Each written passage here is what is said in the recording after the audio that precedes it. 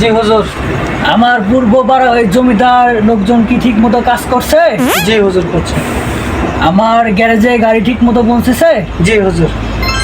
আমি যে একজন মহিলার আসতে বললাম, মানে যে ওই রাজকন্যা জি। কে আসবে?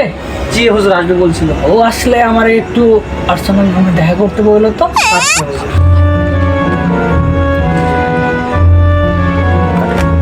চৌধুরী সাহেব, চৌধুরী সাহেব বাড়িতে আছেন? চৌধুরী সাহেব, গোপাল, দেখো তো দরজায় কে করা না রে। মন্টু চাষি এসেছে হুজুর। তাকে আসতে বলো। এই আয় আয়। চৌধুরী সাহেব সালাম।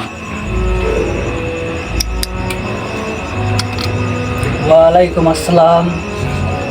আসলে আমরা সুখে শান্তিতে আপনার এলাকায় বসবাস করছি, কিন্তু একই হয়ে গেল আমার, একই সর্বনাশ হলো চৌধুরী সাহেব। কি হয়েছে?